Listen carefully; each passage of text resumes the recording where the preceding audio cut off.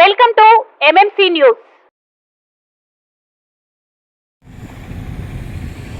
కలం మీది, కృషి మాది. స్థలమైన, ఇల్లైనా ఖచ్చితమైన నమ్మకం మేఘనా కన్స్ట్రక్షన్ అండ్ బిల్డర్స్. మార్కెట్ లో అతి తక్కువ ధరలకే నిర్ణీత సమయంలో 100% వాస్తుతో ఇంజనీర్ల పర్యవేక్షణలో అనుభవజ్ఞులైన తాపీ మేస్త్రీలచే నెంబర్ 1 క్వాలిటీ హౌస్ మెటీరియల్స్ తో మీరు కోరుకునే విధంగా ఇంటి నిర్మాణములు చేపట్టబడును. అన్ని ప్రాంతాల్లో ఇల్లు స్థలాలు అమ్మబడును మరియు కొనబడును. ఇల్లు కట్టుకోదలిచిన వారికి ఇంజనీరింగ్ ప్లాన్ మీరు కోరిన విధంగా ఉచితంగా చేసి ఇవ్వబడును. Proprietor Jampala Prakash. Cell number 9493307777. ఇట్లు మేఘనా కన్సల్టెన్సీ.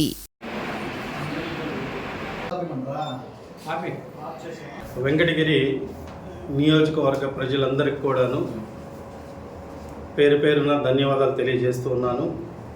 అలాగే నా జర్నీలో ఎప్పుడు ఏ టైంలో అయినా కూడా ఒకసారి మాట చెప్పంగానే వచ్చిన మీడియా మిత్రులకు అందరికి కూడా ప్రత్యేక ధన్యవాదాలు తెలియజేస్తున్నాను. మనం ఎన్నికలు రానే దగ్గరికి వచ్చేసాయి. ఇంకెంతో కాలం లేదు, ఓన్లీ 1 డే అగో. ఎల్లుడికంతా మనకి ఇయర్కి ఆల్మోస్ట్ ఓటు శాతం ఆల్మోస్ట్ 40 to 50% వరకు కూడా రీచ్ అయిపోతాం.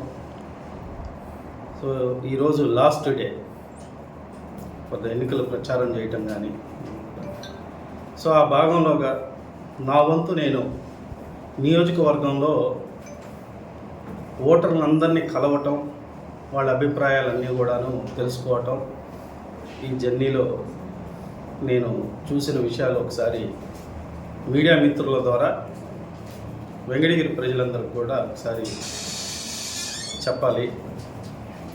ఆ విషయంలో ఈరోజు ప్రెస్ మీట్ పెట్టడం అనేది జరిగింది. ముఖ్యంగా ఇవన్నీ చెప్పబోయే ముందు మనకు వెంకటగిరి నియోజకవర్గం బీసీలకు అత్యధికంగా కలిగిన జనాభా ఉన్న నియోజకవర్గం. ఎప్పటి నుంచో అంటే నేను బీసీ అని స్పెసిఫై చేసేది ఎందుకంటే ఒక రాజకీయ నాయకుడు బీసీ అని కానీ, ఎస్సీ అని కానీ, ఎస్టీ అని కానీ, లేదా ఓసీ అని కానీ ఇలా మాట్లాడడానికి కన్నా కూడా ఆ జనాభా సాంద్రత ఎక్కువ ఉన్నప్పుడు ప్రతి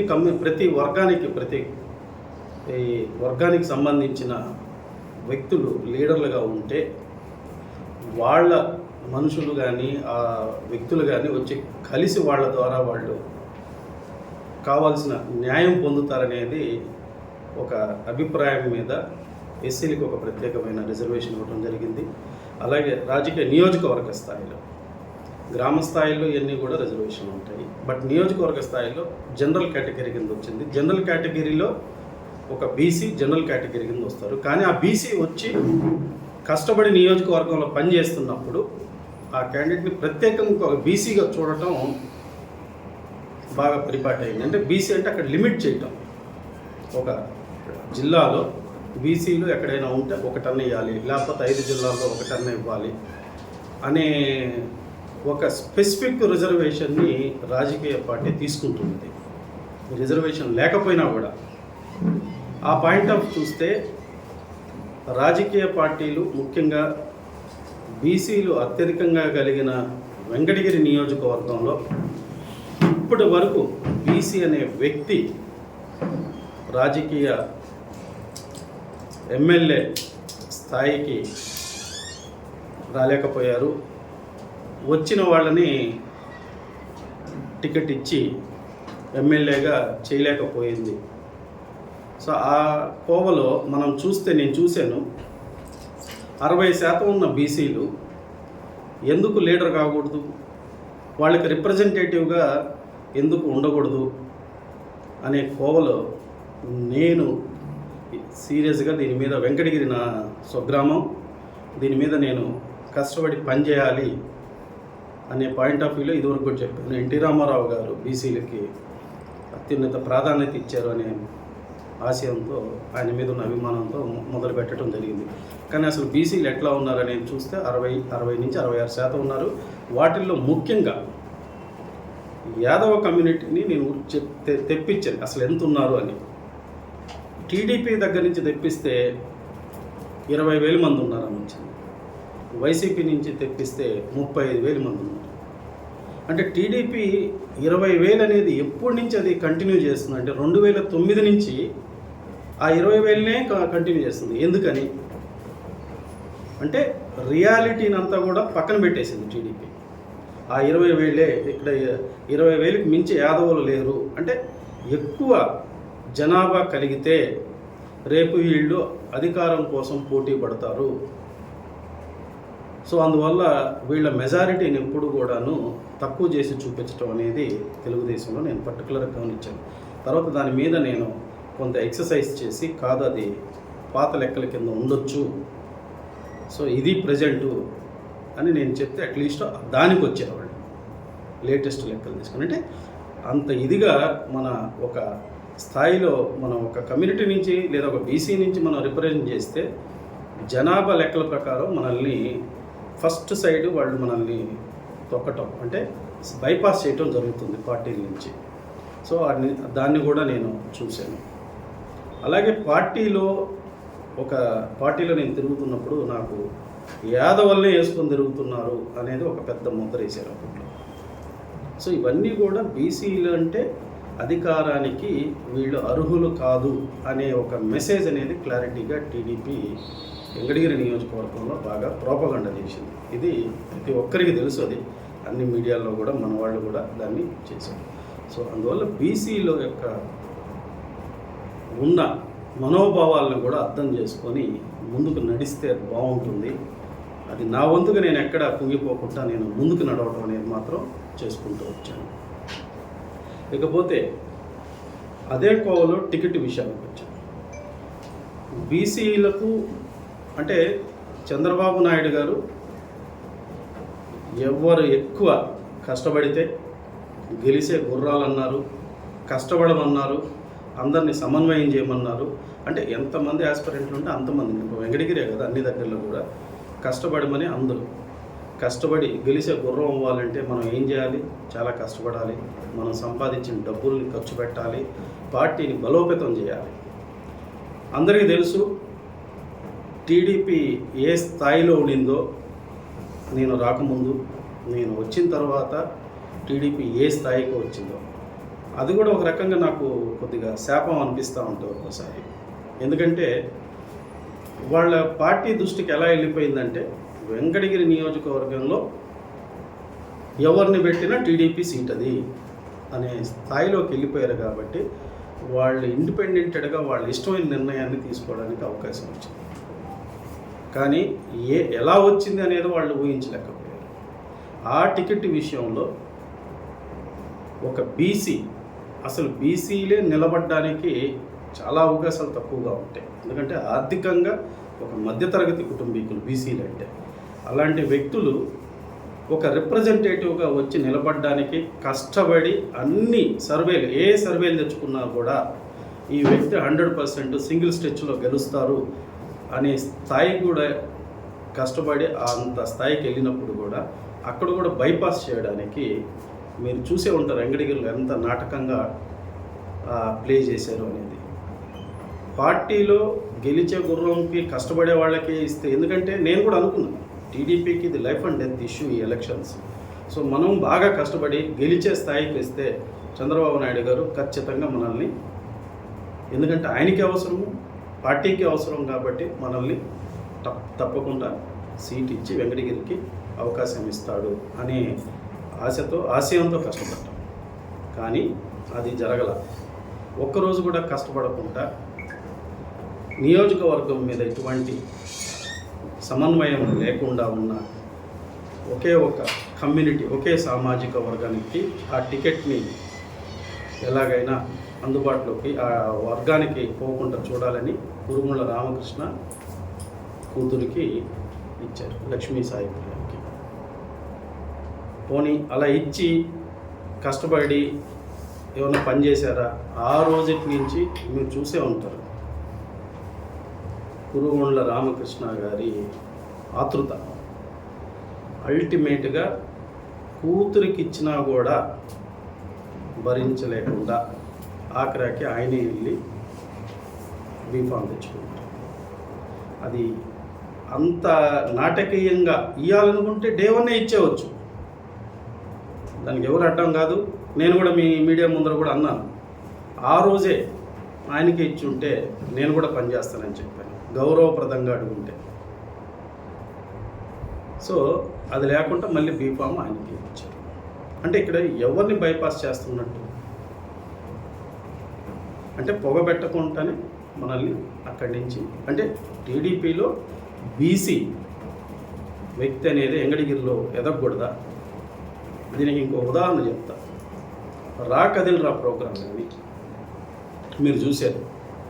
రా కదిల్రా ప్రోగ్రాం యువగలాని కంటే చాలా కష్టపడి చేశాము.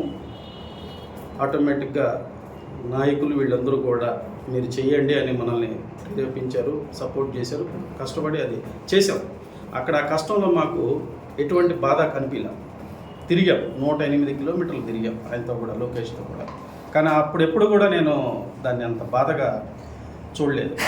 రా కదిల్రా ప్రోగ్రాం అంతకు మించి అవసరమైతే ఏ స్థాయిలో అయినా సరే నిలబడి చెయ్యాలి అని చాలా కష్టపడి నా ఆర్థిక వ్యవస్థను కూడా లెక్క చేయకుండా రా కదిల్రా ప్రోగ్రాం అయితే గ్రాండ్గా నా స్థాయిలో నేను చేశాను. అది అందరూ చూశారు. మన నాయకులు వచ్చారు, ఇన్ఛార్జీలు వచ్చారు, అందరూ కూడా చూశారు అక్కడ ఎలా జరిగింది అనేది. చూసిన తర్వాత అక్కడ జరిగిన అవమానం నేను మనసులో ఎప్పుడుకి పెట్టుకుని ఎప్పుడు చెప్పలేదు. ఒక్కసారైనా బీసీల మీద ప్రేమ ఉంటే చంద్రబాబు నాయుడు గారికి ఒక్క మాట, బీసీలు ఇక్కడ బాగున్నారు, బీసీలు కూడా బాగుండాలి అని మాట మాట్లాడిన మాటే లేదు.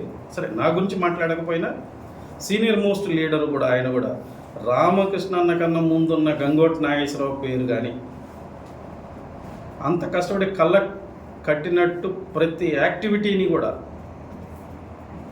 చిన్న స్థాయి నుంచి పెద్ద స్థాయి వరకు ఆ ప్రోగ్రామ్ని సక్సెస్ఫుల్గా సక్సెస్ చేస్తున్న వ్యక్తి డాక్టర్ మస్తాన్ యాదవ్ పేరు కానీ ఎక్కడ కూడా ఉచ్చరించలేదు. మీరు కావాలంటే నేను చూపిస్తాను. ఆయన మీ పాలన బాగాలేదని చెప్పిన వ్యక్తి రామనారాయణ రెడ్డి గారు అని చెప్పిన మీకు తెలియజేస్తున్నా. ఇక్కడ రామకృష్ణ గారు కూడా కాన్స్టిట్యున్సీ ఇన్ఛార్జిగా 5 ఏళ్ల నుంచి పోరాడాడు. ఆయన కూడా మనస్ఫూర్తిగా మీ అందరి తరపున అభినందిస్తున్నానని చెప్పి మీకు తెలియజేస్తున్నా. అంటే నీ కోసం పనిచేసిన వాడు గుర్తుండదు, నీ కోసం కష్టపడి పనిచేసిన వాడు గుర్తుండదు, నీ సామాజిక వర్గం గుర్తుంటుంది. నిన్ను కాదనుకుని వెళ్ళిపోయిన రామనారాయణ రెడ్డి గుర్తుంటారు. కానీ నీ కోసం నా చెమటని కష్టపెట్టి చెమట వచ్చి కష్టపడిన వ్యక్తి నీకు మస్తాన్ యాదవ్ అనే వ్యక్తే గుర్తులేదు. ఈ పార్టీ కోసం అయినా నేను ఆ రోజు బాధపడలేదు. చాలామంది నన్ను వచ్చిన ప్రతి వ్యక్తి కూడా మస్తాన్ యాదవ్ పేరు ఎత్తలేదు. చాలామంది అయితే అవమానించారు కూడా, ఆయన పేరు ఎత్తలేదు, ఆయన టికెట్ లేదు, ఏం లేదు, ఇదని భరించాం. నేను వాటి గురించి కూడా బాధపడ్డాను. టికెట్ వాళ్ళ పార్టీ ఇష్టం ప్రకారం ఇవ్వచ్చు, తప్పులేదు. కానీ ఇచ్చే ముందు ఇంత కష్టపడిన వ్యక్తిని ఒక్కసారన్నా పిలిచి ఇలా ఇస్తున్నాం అనే మాట చెప్పిన దాఖలే లేవు. అంటే అది ఇంకో అవమానం. అంటే ఎందుకు చేయాలి ఇలాంటి పార్టీలకి మనం? ఆ కోవలో మీరు వైసీపీ నుంచి చూస్తే అదే జగన్మోహన్ రెడ్డి గారు మన వెంకటగిరికి వచ్చారు. ఆయన వచ్చే ముందే బీసీల యొక్క అసలు ఎలా ఉంటారు అక్కడ ఏంటి అని ప్రాపర్గా ఇన్ఫర్మేషన్ తీసుకుని చంద్రబాబు నాయుడు గారికి అయితే చెప్పబడలే. ఆయన బీసీ పార్టీ అంటారు కదా, అందుకని బీసీల గురించి మర్చిపోతాడు. కానీ జగన్మోహన్ రెడ్డి గారు అదే గ్రౌండ్ అదే ఈయనకన్నా ముందు వచ్చాడు, ఈయన తర్వాత రాలా. కనీసం ఆయన ఇచ్చిన ఇన్ఫర్మేషన్ కూడా గుర్తుపెట్టుకుని నేను మాట్లాడలేకపోయాడు చంద్రబాబు నాయుడు గారు. కానీ జగన్మోహన్ రెడ్డి గారు మాట్లాడారు. అదే చూద్దాం.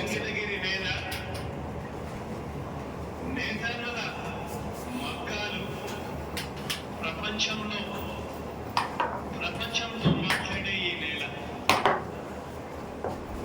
బీసీలంటే బ్యాక్వర్డ్ క్లాసులు కాదు,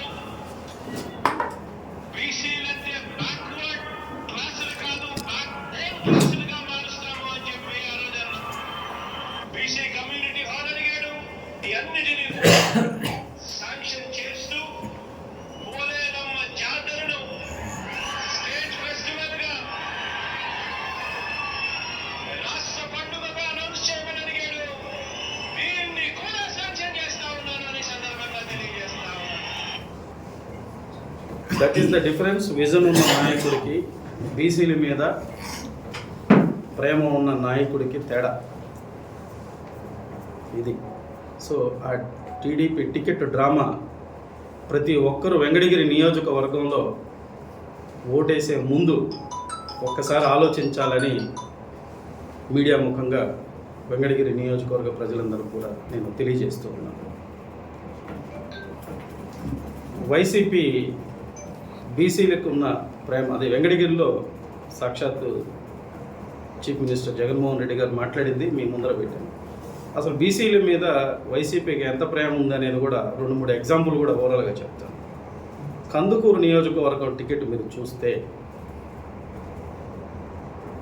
ఒక బీసీ వెళ్ళి పార్టీలో చేరంగానే అక్కడ మహేందర్ రెడ్డి గారు అని ఒక senior most leader MLA, present MLA, అతన్ని కూడా కాదని, ఎందుకంటే మహేందర్ రెడ్డి గారి గురించి ఇంక చెప్పాల్సిన అవసరం లేదు, అలాంటి వ్యక్తిని కూడా కాదని పార్టీలో చేరిన వంకి పెంచులయ్య కూతురికి ఇవ్వటం అనేది అద్భుతం. అది కొన్ని కారణాల దృష్ట్యా ఆ అమ్మాయి చేయలేకపోవటం అనేది ఒకసారి మెసేజ్ వచ్చింది. వెంటనే అదే బీసీకి పక్కనున్న కనిగిరి ఎమ్మెల్యే మధుసూదన్ గారికి ఇవ్వటం అనేది ఇది ఎంత అద్భుతం చూడండి. ఒక బీసీకి ఇవ్వాలని పట్టుదల ఉంటే, అదే బీసీకి ఇవ్వాలని వెంకటగిరిలో ఉంటే ఇచ్చారా?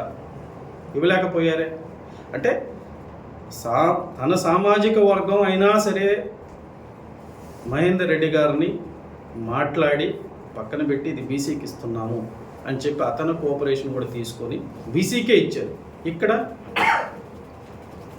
మొత్తం గుంటూరు నుంచి కుప్పం వరకు అసలు బీసీకే లేదే. పోనీ అవి పక్కన పెట్టేస్తే జోన్ 4లో 35 నియోజకవర్గాల్లో జిల్లాకు ఒక బీసీ అన్న ఇవ్వాలనే నినాదం ఉంది. ప్రతిసారి అది ఫాలో అయ్యారు. కనీసం ఈ జోన్ 4లో 35 నియోజకవర్గాల్లో ఒక్క బీసీకి ఇవ్వాలి, అది వెంకటగిరిలో ఇస్తే బాగుంటుందని ప్లానింగ్ ఉందని అందరూ చెప్పారు. కానీ పార్టీ మాత్రం అది మాత్రం పాటించలేదు. నేను ఈ క్వశ్చన్ అడిగితే చీరాల్లో ఇచ్చాం కదా అన్నారు. చీరాల్లో బీసీ అంటే మనం అడిగింది ఇక్కడ. సో అది that is at the same time Nellore జిల్లాలో కూడా, ఎందుకంటే నేను ఇందాకన్నా బీసీలు ముందుకు వచ్చి నిలబడటం అనేది చాలా అరుదు. వచ్చినప్పుడు అలాంటి వాళ్ళని ఆశీర్వదించడం అనేది పార్టీ హక్కును చేర్చుకోవాల్సిన బాధ్యత పార్టీది. ఒక అనిల్ కుమార్ యాదవ్ని కోసం నెల్లూరు జిల్లాలో తన సామాజిక వర్గాన్ని కూడా పక్కన పెట్టాడా లేదా సీఎం జగన్మోహన్ రెడ్డి గారు? ఇవన్నీ కూడా బీసీలు ఆలోచించాలి. అది బీసీల మీద జగన్మోహన్ రెడ్డి గారికి ఉన్న మంచి అభిప్రాయం, చిత్తశుద్ధి. శరవణ భవ వర్క్ యూపీవీసీ మ్యానుఫ్యాక్చరింగ్ తయారీ, UPVC mosquito, UPVC Windows, UPVC partition మరియు అల్యూమినియం పార్టిషన్, అల్యూమినియం విండోస్ మరియు అల్యూమినియం మస్కిటో. మా ప్రత్యేకత స్టీల్ ఎలివేషన్ వర్క్ మరియు గ్లాస్ ఫిట్టింగ్ చేయబడును. సరసమైన ధరలోనే లభించును. Contact K Subrahmanyam Achari. Cell number 9701643110. Nellore road, Nagamandiram ఎదురుగా, వెంకటగిరి టౌన్. శరవణ భవ.